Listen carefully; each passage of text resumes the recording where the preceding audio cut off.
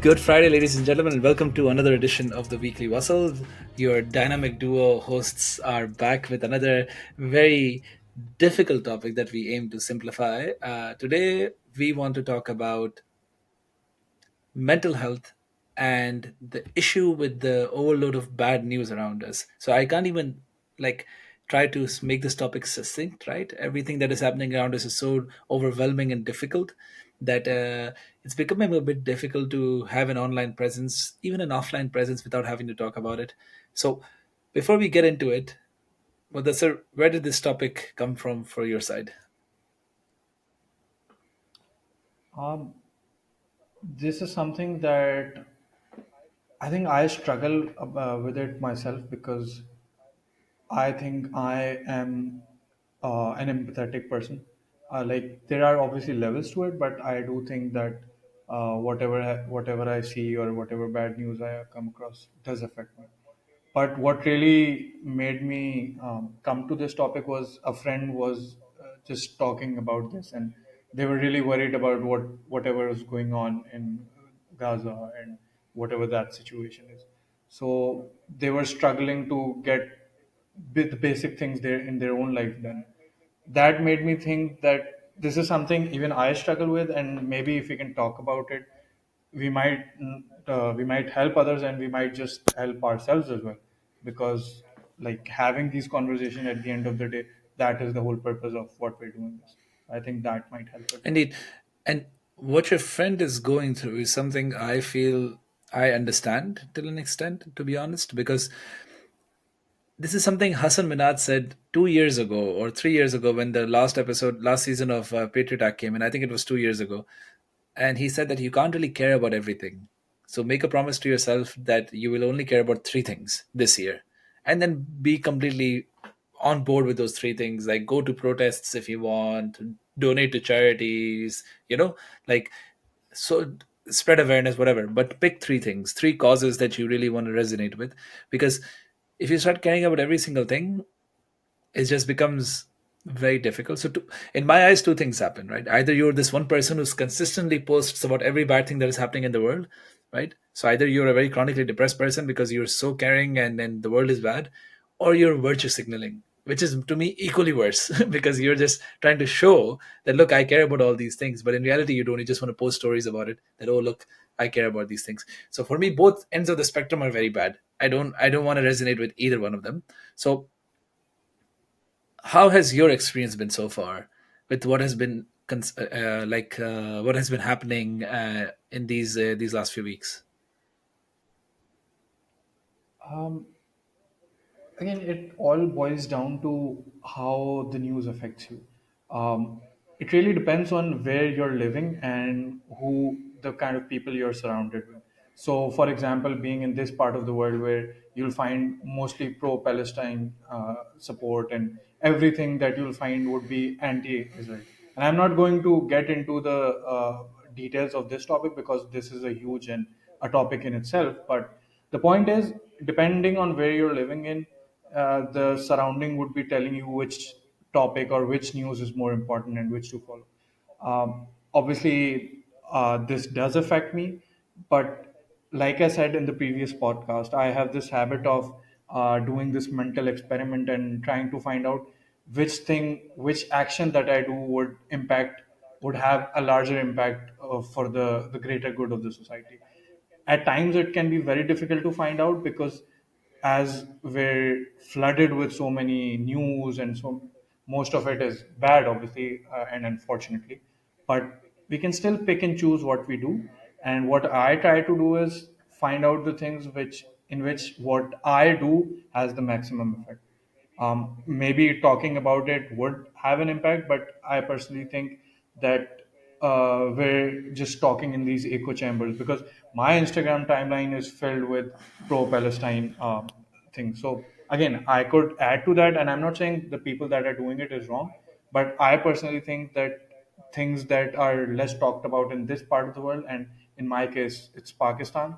So if I am adding something new to the conversation in Pakistan's perspective, I think I am doing like I'm adding more value to with my free speech. No, I understand what you mean. This it's a very difficult situation because on one hand you feel like you want to contribute something, be it awareness or whatever. My wife was talking about this Palestinian ambassador official saying that social media is our only tool against Israel for some reason, because awareness is the only thing that can work. Now, I'm all on board for that. I understand that, but I can also imagine the toll it takes on the everyday people, because you're supposed to care about something that is, number one, not happening to you. Number two, you're very far removed from the situation. And number three, tribalism really plays a role here, right? Again, we discussed this in a tribalism episode as well, but in your part of the world, there's a reason why everyone is pro Palestinian, because they're mostly Muslims, right? In this part of the world where I'm living, everyone is mostly pro Israel because they're white, they're Western, they have a really bad history with how they've treated Jewish people. So they make this very, I feel like, a very flawed correlation that Jews equal Israel. So they don't like to say anything to Israel in hopes of not repeating mistakes or offending Jews, which is, I believe, it's a mistake. But that's, as we said, this is a topic for some other day. So here you see a lot of pro-Israel sentiment, and I'm all for it. I'm like, it's okay, you do you.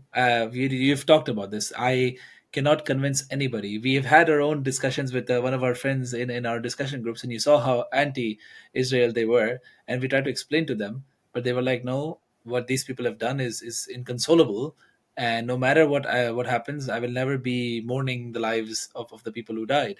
And I'm like, yeah, but how bad the tribalism needs to get for you to forget that real people are dying on both sides, and you choose to ignore that because you're so strong opinionated on this one particular thing that affects your mood this badly. And that is the top where I want to take the topic. So it's not really, as I said, it's not really about Gaza and Israel that we're talking about. We're talking about how news and these situations around you affect you as a person. So before this, you had the in Greece, you had these wildfires and a flooding. In Hawaii, in the U.S., you had a very devastating fire, wildfire, or so, something like that. And basically every few weeks, my Twitter feed gets recycled with the most important feed and the thing of the day. And it's great that you can see the ground realities of it, but I feel like I've been asked to care about a lot of things, and that mentally exhausts me because I do not have the bandwidth physically as a human to care about so many things. So should I feel guilty, Anwar? That is my whole question, for not caring enough.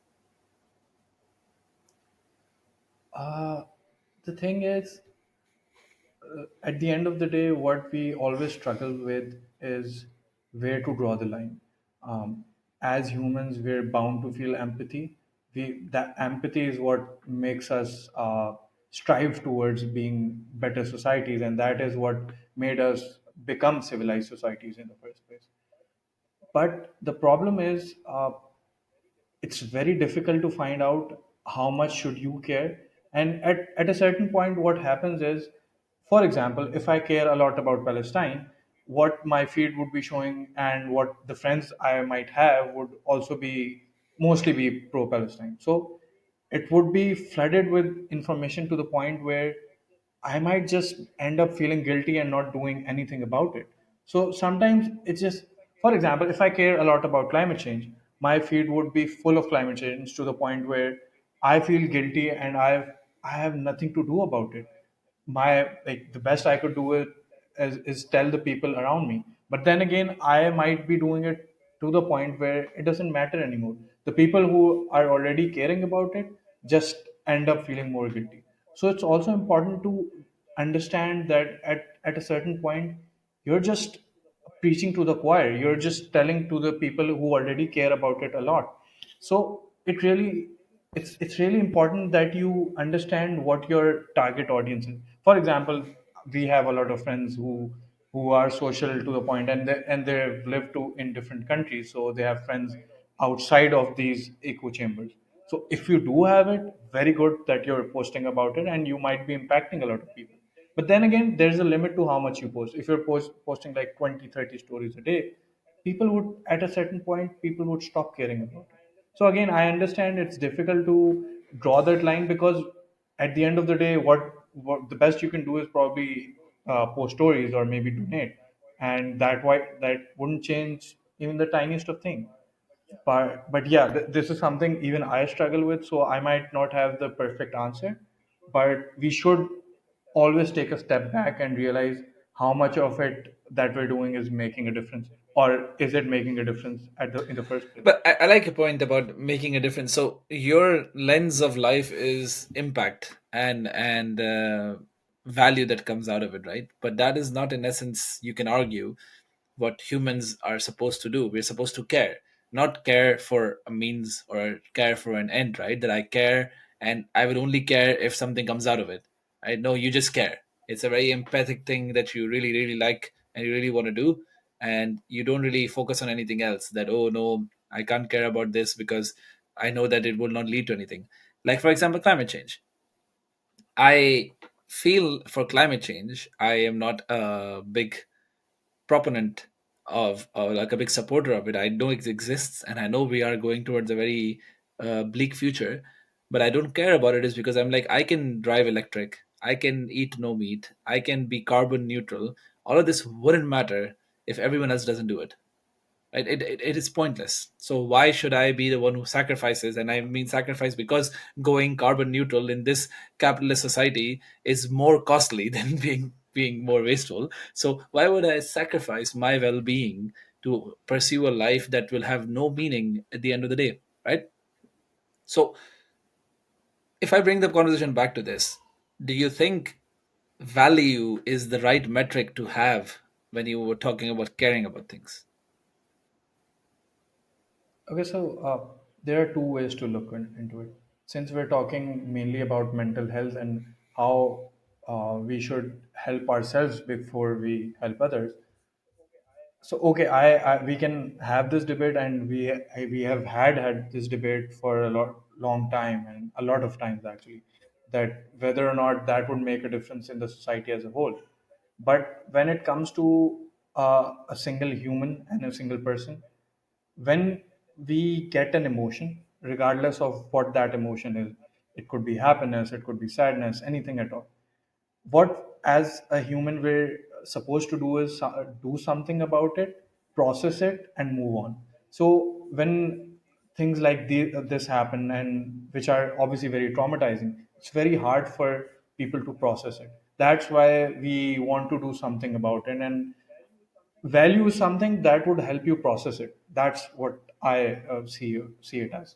So again, it might not make any difference to the people at the end of the day, but if it's satisfying your own the emotion that is coming inside you, it's fine. Again, in the society's perspective, maybe it's not good enough, but it's important that we have those tools and we have that understanding to be able to do something about it. Again, whatever I'm saying or we're talking about, we're not professionals, and at the end of the day, if you're going through this crisis where you're unable to do anything about it, you should always seek professional help.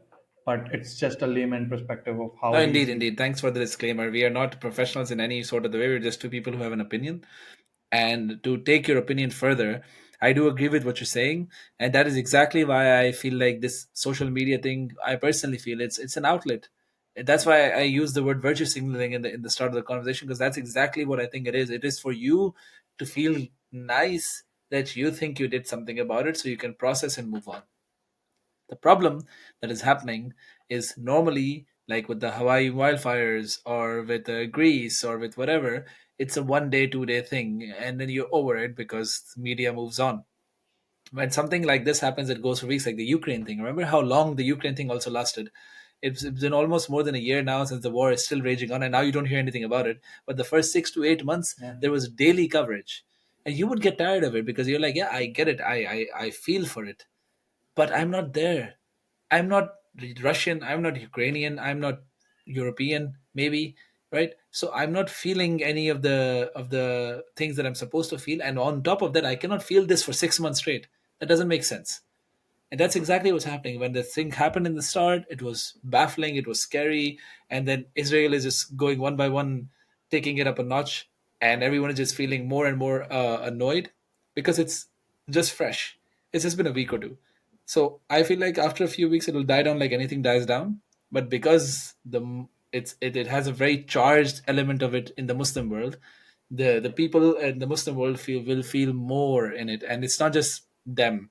Like in here in Holland, in Germany, everywhere around the world, everyone is raising the Israel flag, right, in support of Israel. Most European countries did. Rotterdam, the city in the Netherlands, did not do it because the mayor is a Moroccan. He's a Moroccan Dutch mayor, so his roots belong in Morocco. So he said that it doesn't make sense for me to put up a flag when both sides are in so much pain. Why should I pick a side? Both are in pain, and I want to have my support for both of them. And the the country ate him up. They were not happy with it. They were like, "What is this?" And la, la, la, la, la, anti-Israel, anti whatever. And of course, the Muslims here living were all in favor of it. So what I'm trying to say is basically every time something new comes up that brings you or renews your energy to care again, and then again it starts dwindling down after a few weeks, and then it again happens. So this will keep happening. My question is, how can we focus on our mental health first in trying to solve this rather than trying to let the outside world handle it, which is not going to be the case, right? Social media and media in general is geared to sharing bad news with you. You don't see all the good things happening in the world every day. You only see all the bad things happening in every day. That's because that sells. So that will always be the case by design. So how do we take back control and focus on our mental health? Uh, it's a very tough question in the sense that this is again something I struggle with as well. But again, this can work for in different ways for different people. Some people, for someone, the thing I do might work for them. Some for someone it might not. But for me, first of all, it's very important to acknowledge that you're feeling bad for someone, and it's fine. You shouldn't be harsh on yourself for not caring enough. Caring and being sensitive is a good trait. Like, people or society might tell you to be hard or be okay with the things that are happening because the world out there is burning and there's so many horrible things going on. But the thing is, there are things you can do, and you can maybe find out things that you can care about, and there are things you can do to solve them.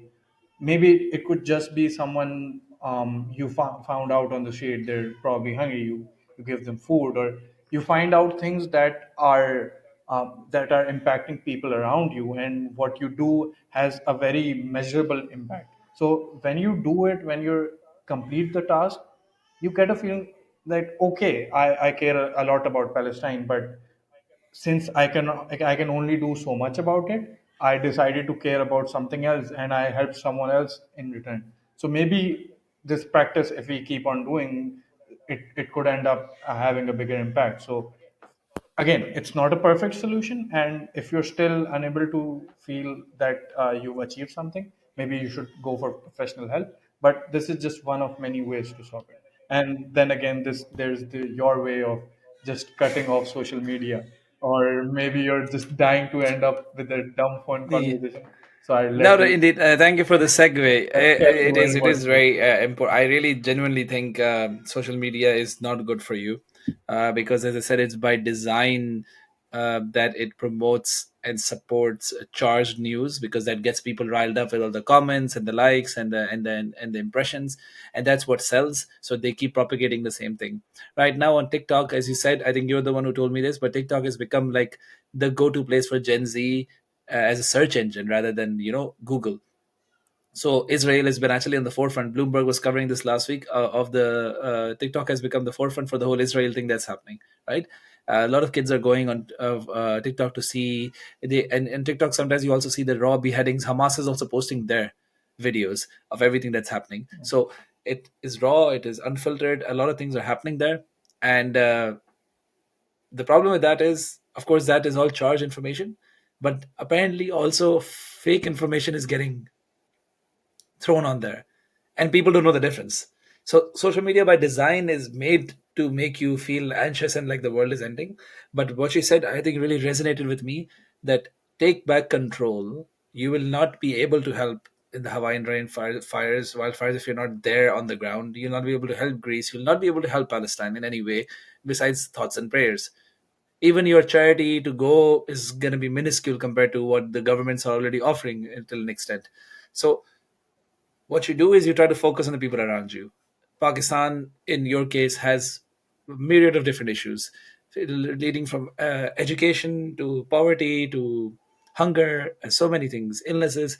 If you can just help one person one time in one period of time, I believe you will feel better anyways, because that's what you're designed to do. There's been study after study that says that people who take care of the people around them turn out to be more happier than people who don't. So it is better for you to do that. And I think that's wonderful advice, that if you really feel like you want to make a difference around you, because that is where it's going to matter more than doing it on social media.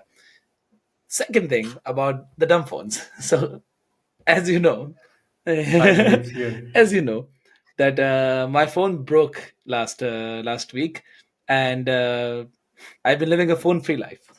So I was living a social media-free life also as well. I only use my social media mostly on my computer to for this podcast and for these things. I don't really indulge in social media in general, except for Twitter a little bit these days, and that has been a very bad experience, to be honest, because of all the charge news that you get to see all the time. So I felt like a drug addict in the first few days, because I was not happy with it. I was like, oh my God, I need to check WhatsApp all the time. My computer was always on and everything. But now, after a week and a half, I feel so much at ease that, okay, oh, I've even missed our recording session once because I was like, hey, there was a WhatsApp and I was with my child and I forgot completely. And by the time I came to the computer, it was 30, 40 minutes late. So I'm sorry for that. So there are some cons to it, but I really enjoy the life of this. So what I've considered this, that I'm just going to buy a dumb phone.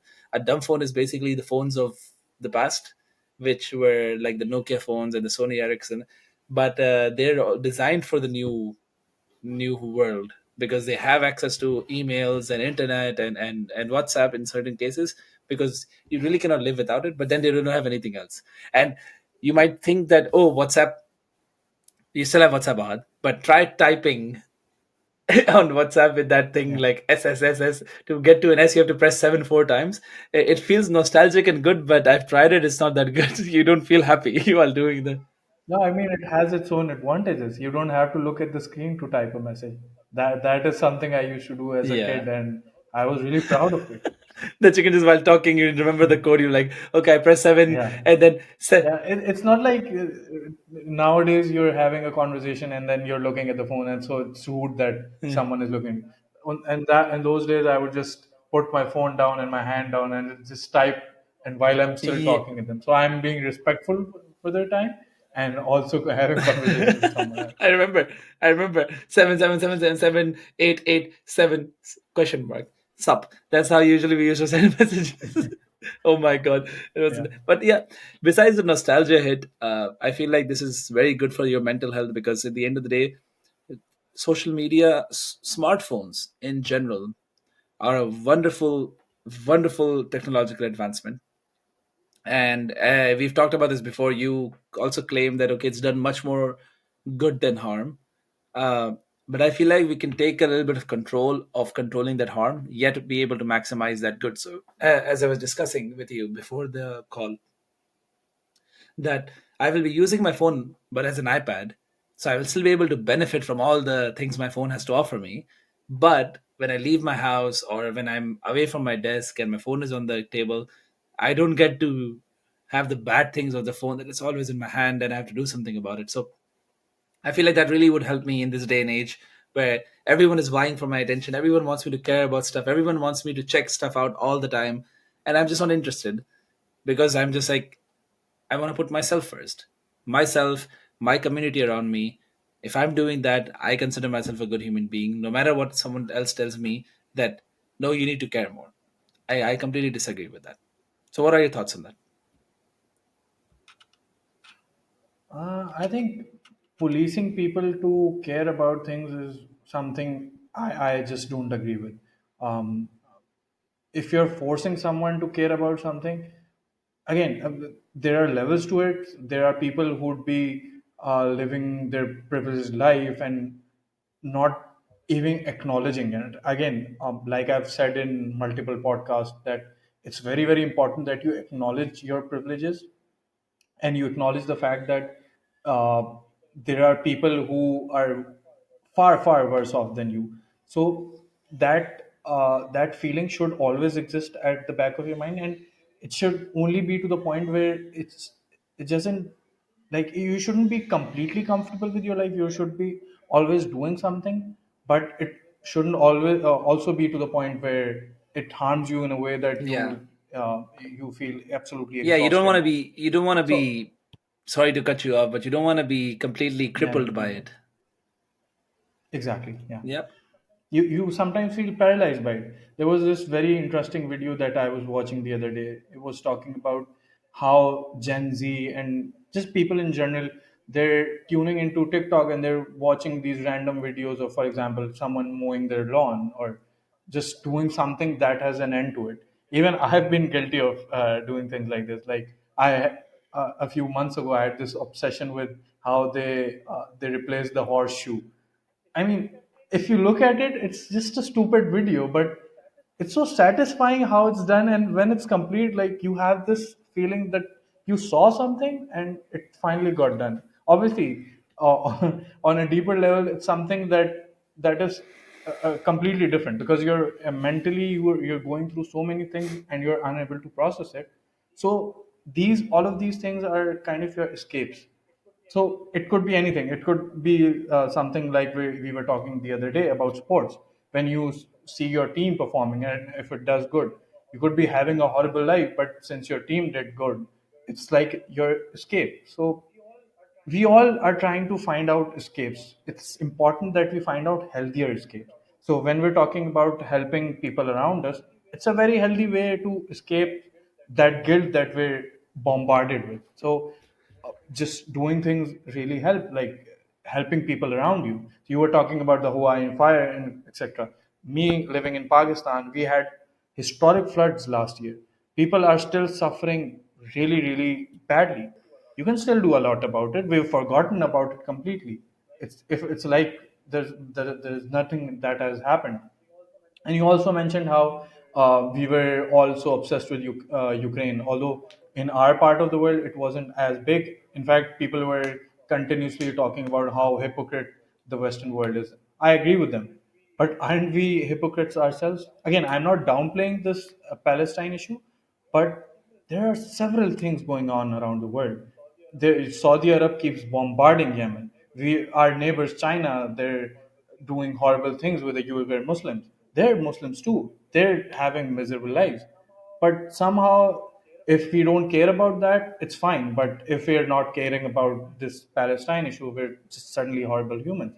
So I think this policing needs to stop. Again, it's okay if you're reminding people that they're privileged and having comfortable life at the expense of others suffering, but it's also important not to be crippled by it, as you named it. No, I think I understand what you're saying. I really like your point of relativism, and I can defend relativism, and I think you can defend it as well, right? We are moral beings, and it's okay if we care about one thing but not the other.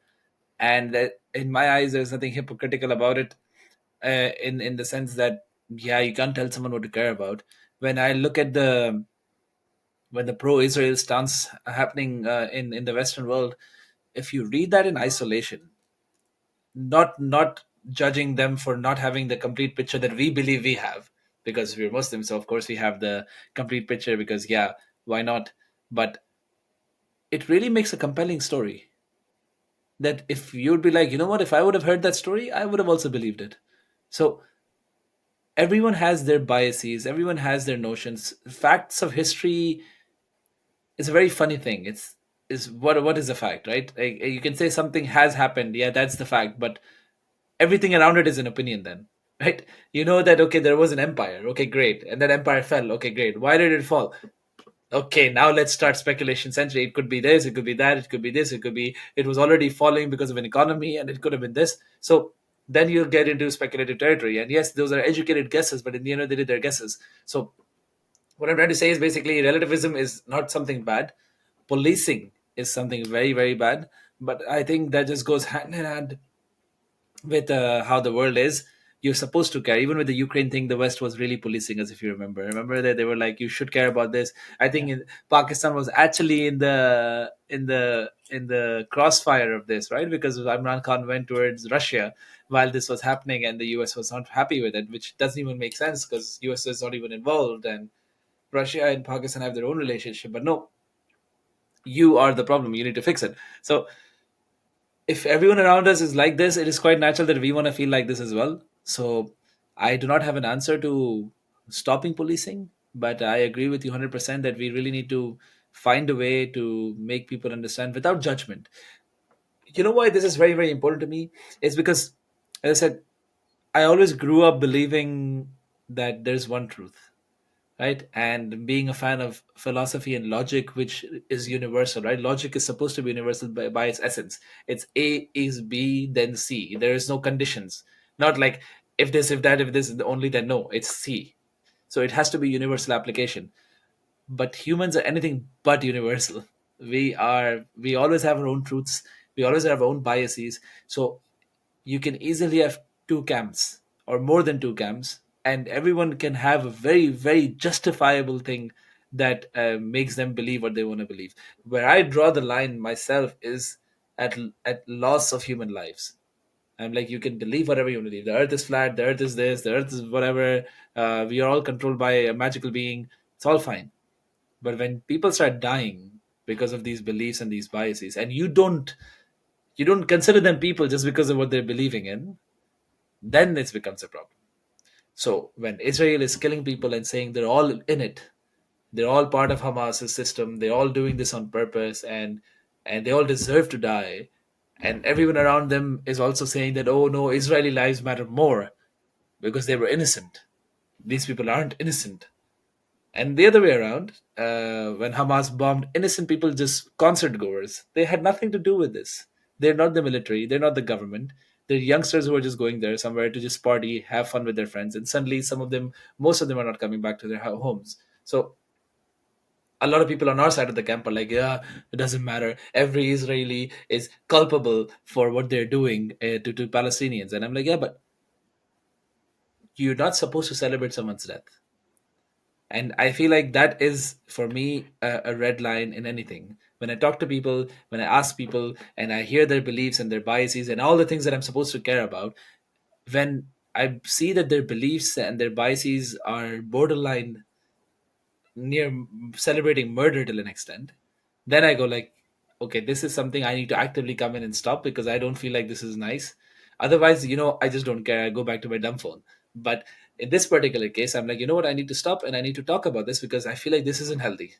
So, in conclusion, I feel like how I try to justify myself and my mental health and my peace with my ignorance is bliss mentality is by knowing that I bring value by having a conversation with those people where loss of human lives is up for debate, but not really caring about just the politics and the history behind it, and oh, whose land was it first, or oh no, you're doing something wrong, or the partition was wrong, this line is incorrect, we need Kashmir back, all of that stuff.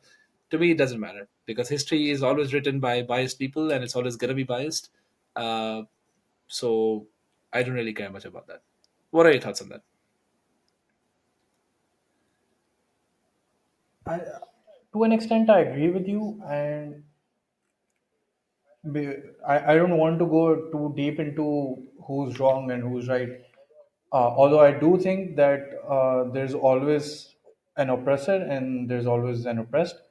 That doesn't mean the oppressed cannot do bad things. They can all also be wrong. Like you pointed out that Hamas is also responsible for multiple lives, but that doesn't change the fact that in the grander scheme of things, Israel for the last 10 or 20 years or 70, maybe 70. more has been the yeah, yeah.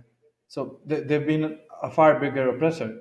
So I also understand the point that sometimes when we're talking too much about one side of the things, it just sounds like we're helping the oppressor. But again, it's a totally different debate.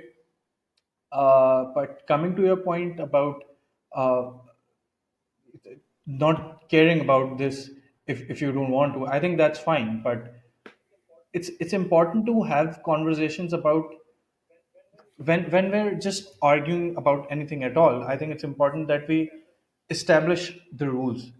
Again, since the topic is mainly centered about mental health, so even if we're having a conversation in our head with ourselves, it's important that we establish a rule book in our head. So if we're feeling bad about something, we go back to the times where we felt bad about something else, and has that helped us? The thing that we did to counter it, did that help? So having this conversation about with ourselves sometimes makes us understand whether or not we should care about that thing, and whether or not we should indulge in those debates.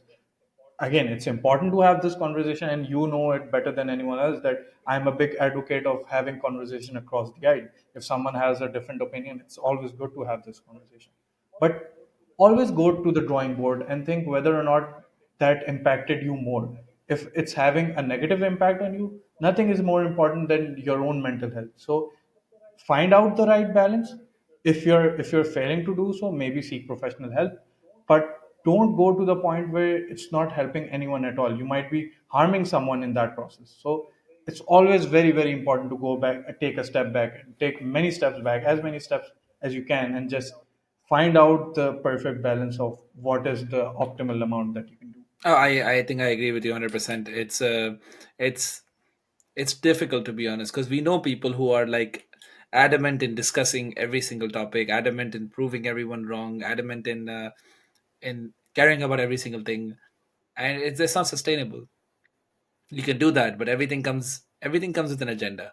I do not know any single person who debates and argues and discusses just for the sake of the truth. It comes in, everyone makes mistakes because there's an agenda behind it. There's an agenda of relativism behind it, that, oh, you care about this but you don't care about that. There's an agenda of inconsistencies behind it. There's an agenda of, okay, I'm doing this because I want to show that I care about this particular thing, or just to, I want to let out my feelings. Right now I have a friend who is really agitated about the whole situation, and they want to talk about this. They're like, just let's just have a debate about this because I want to see where everyone is at, because I'm not having this. But that also comes from somewhere. So this grandiosity about it, right? Okay, no, there's bigger than me, and I'm doing it for the right reasons, doesn't exist in my head. So it should not really sacrifice your mental health. And it, yeah, And it's also yeah, I'm sorry to cut you off. I don't want to lose the point. The thing that is very fascinating for me is, uh, so for instance, the people over here, they can, like we've said multiple times, there's barely something they can do about it. So what they'll do is they'll go on social media, and they'll go have these conversations and tell everyone that how horrible people are they, that they're not taking Palestine side, they're not posting stories, or then there'll be posts like, if you're putting a butt into it, you're participant on in the oppression. So again, I get it that you're frustrated, but it is, you don't have to take out the frustration on the people that have absolutely no impact, or barely any impact, if, for that yeah. matter. So again, why we're doing it? Because that gives us some sort of result. You get answers from those people, so you finally have someone to take your frustration out on, which doesn't when you're having this conversation, you forget the fact that you're not helping the people in Palestine. They're still dying. You're having a conversation with a random Just to person in make, your yeah. country or around you. That's not helping you or anyone for that matter. So again, I cannot emphasize this enough that you should always, always take a step back. And uh, I don't know if when you're already an adult that it's very easy to solve, but it's important as a parent, as a teacher, that you tell your student and you tell these kids that take your ego out of this conversation. Try to go back and see why you had this that debate, or why you had a fight, or But they're not whatever that equipped is. for it, So yeah. going back to the drawing Yeah, but board is they're very not important. equipped for it, right? That's what I was wanted to say, that they're not equipped to know how to share their feelings in a debating format. They're not equipped to understand that what they're feeling is one part of the truth, which is multifaceted. They just told them that just share Yeah. whatever you're feeling. Be honest, be real, be Muslim, right? Till an extent in Pakistan, so it just plays into your identity, and that's the biggest problem. People make, I am a Muslim. That's how I say it, right? I am a Muslim. What does that mean? No, I'm not a Muslim. I believe in Islam. It's one part of me. I am a data scientist. No, I do data science. I work in data science. It's a part of me. It's not the whole of me. And that's the mistake that we do basically with Palestine. And again, the best inconsistency is not really Ukraine. It's Yemen. It's the Uyghur Muslims, because they're also Muslims. You're like, okay, yes, it's your Muslim. It's your duty to support Palestine against this onslaught of the Jews. But what about all the other Muslims that are dying? Where's your brotherhood there? People don't care. So it's not about me being a Muslim. It has nothing to do with the bearing on my stance on pro-Palestinian stance, but it's about the fact that I want to feel happy. I want to feel nice that this pain is happening, and how do I soothe this pain? By ranting online, by fighting with people online, telling them how they're wrong, how we're right, and they should do some research, and it gives us peace. So Yeah. in one way, we've come full circle. We say all of this news is bad for your mental health, so do not engage with it. But some people engage with it so that they get the peace from the pain that they get for looking at the information online. Do you get what's happening basically? Right? It's like a Yeah. vicious circle. That's a Yeah. vicious cycle. And people just are refusing to stop. And it's not just with this, it's with anything, right? It's with any take the chargedness of this topic out of it. Take anything, take keyboard warriors in general, people who troll people online, right? People who try to shit on other people's excitement. They're all doing the same thing. It might not be for a very charged topic like Gaza, Palestine. It could be for anything, but it's the same concept that they feel better by putting someone else down. So is it really about Palestine? Or is it really about the Hawaiian wildfires? Is it really about Greece? Or are you just doing it for yourself? Have that conversation with yourself and ask yourself, is this really the truth? I think I think at the end of the day, it's always about ourselves because we don't care about anyone else as much as we care about us. And at the end of the day, we're doing it for our own sanity.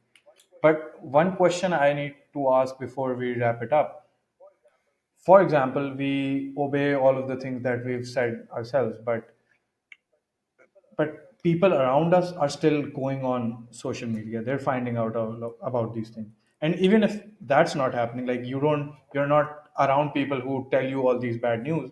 You just go out, and especially if in my case, I'm living in a third world country, so there's a lot of misery that you see, and it's very, very hard to escape.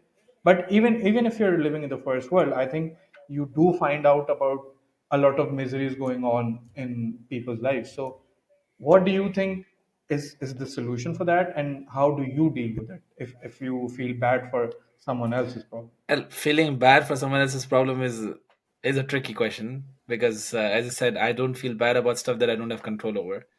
So if I don't have control over anything, I really just park it aside. I'm like, hey, it's very sad what's happening, but I can't do anything about it, so I really cannot care about it much, right? So that is one way of coping with it, a very cold way of coping with it, to be honest. But that just works for me because I'm like, how can I care about my wife, I care about my parents, I care about my friends. That's the extent of what I can care about. That's my sphere of influence. If something happens to these people, I go into fix the problem. I'm like, okay, let's see how I can fix this issue. I want someone to become better, let's do it. You want to improve yourself, let's do it. You are in pain, let's fix it. But if someone's on the road in pain, if Pakistan is in jeopardy, I can't really do anything about it because there's nothing that I can do that will fix the situation. So why should I really care about it? That's basically how I personally deal with it because I feel like there's nothing that you can do outside of your sphere of control. All of that is just virtue signaling or just you lying to yourself that I feel like I can do something. I can make a bigger difference in life. You can, but it will start at home. There's a reason they say charity starts at home, right? It will start from you and your surroundings. If we want to help people, and I think you can attest to it as well, the first thing we do is, what do? We support the help around our house, right? We want to give charity Yeah. or we want to support. It's always there. You don't go out randomly to do it for someone else. You're like, hey, let's do it here at home. Why should we go somewhere else when people around us need us? That's where we start. That's step one. Yeah. So that's basically what I do. I really, the world might be on fire, but I would rather focus on putting the fire out in my house and around my house rather than focusing on putting the fire out in another part of the world because That's where my focus should be at the end of the day. Yeah, no, I think I agree with that. At the end of the day, what really matters is having control back with yourself. So when you're using a dumb Yeah. phone or whatever you're doing to escape social media, for example, what you're doing is basically gaining control by just putting the phone down or just using a phone that is taking control from you. So I completely agree that at the end of the day, you have to take control back. It is difficult, easier said than Yeah. done, but yeah, I completely agree. Although I do disagree with the fact that sometimes it is important that you take a more the bigger picture or the helicopter picture of things, and you find out what thing is better for most people. But again, that we've had multiple debates about it. But yeah, at the core of it, I do agree that you should find out ways to get control back of Yeah, I it. did. Yeah, I don't mind you wanting to protest and trying to see if you can get maximum gain out of people through rallying the support of people. That's great. Do again if this gives you energy and you have control, because even that requires control, right? You go out, you convince people, and you try to make a rally out of it. If you can't, if you're just sitting at home and complaining about it, like, oh, look at what's happening to Imran Khan, aren't you sad about the democracy of our country? And I'm like, I cannot give a shit. I cannot, because I do not know where to begin. I do not know where to begin. How can I help the guy?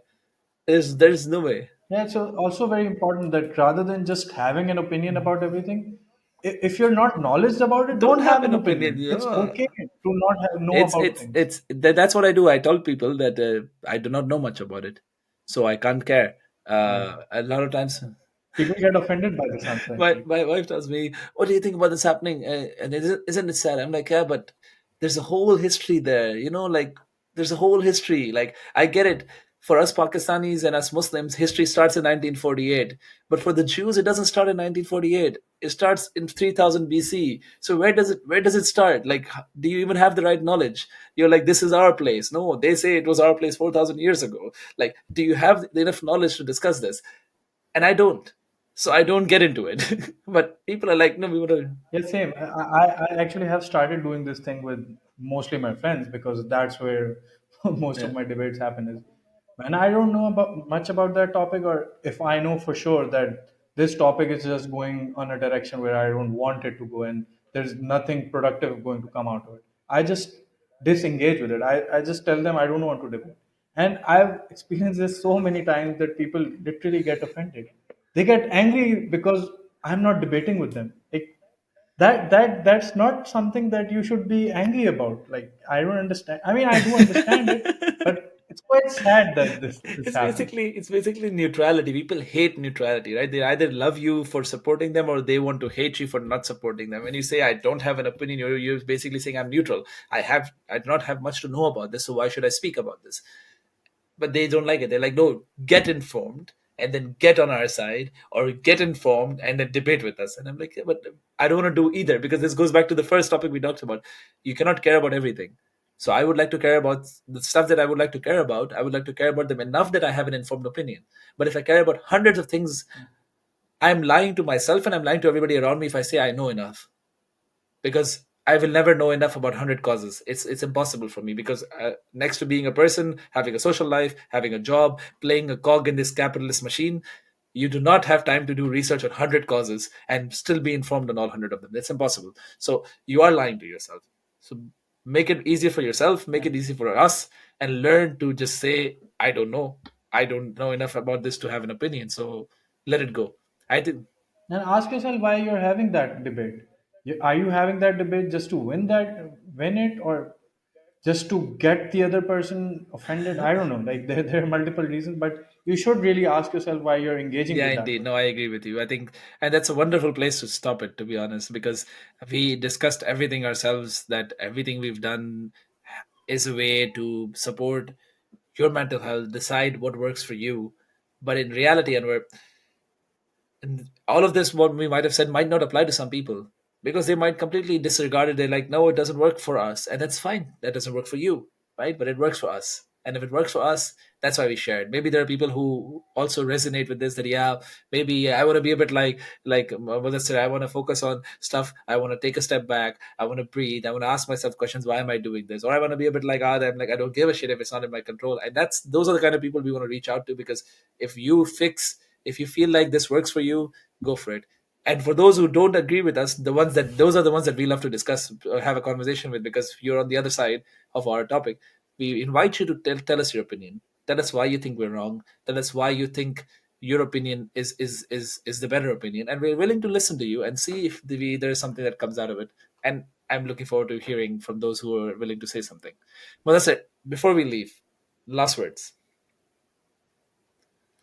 I think we've talked a lot about this topic, but this is something I came across very recently. I think my brother told me, and I'm not sure if I mentioned here or not, but I think that has really helped me in a way that it kind of is easy, an easy solution to how I deal with these things.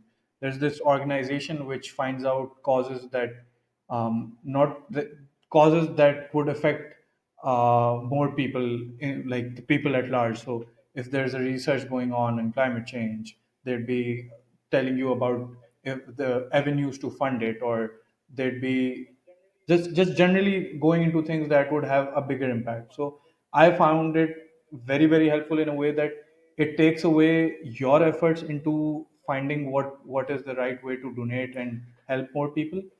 You can donate directly to that organization and it will do most of the work for you. So I think that is one way of how you can deal with it, and I And think that is a very have you heard fantastic. about effective altruism? Is that what you're talking about?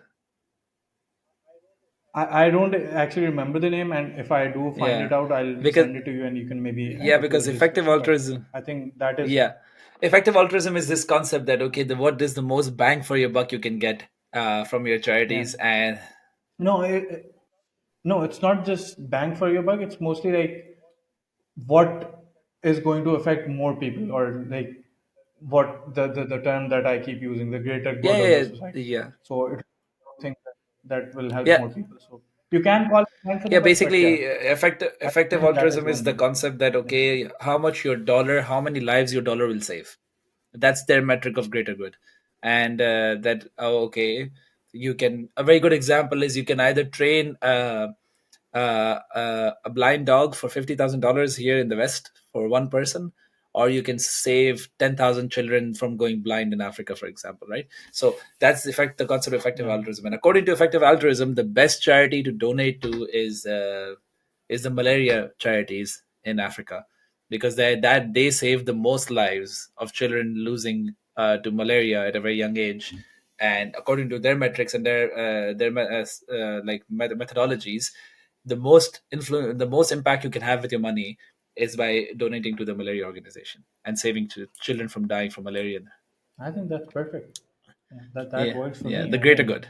something else might Yeah, work for you, but yeah, it's something I get really yeah. fascinated Interesting. in. There could be a link on the show description below for people who are interested in this. And I am pretty excited about the conversation that we had. And of course, it also is time to wind it down. So thank you so much, Mudassir, for another wonderful conversation. And I'm hoping to see you back here. That's And for fantastic. everyone else, thank you so much for listening. I hope you take a breather next time you hear some news on the internet and you understand that you're supposed to care about these things, but ask yourself, do you really care about it? And do not punish yourself if the answer is no. Thank you so much for listening.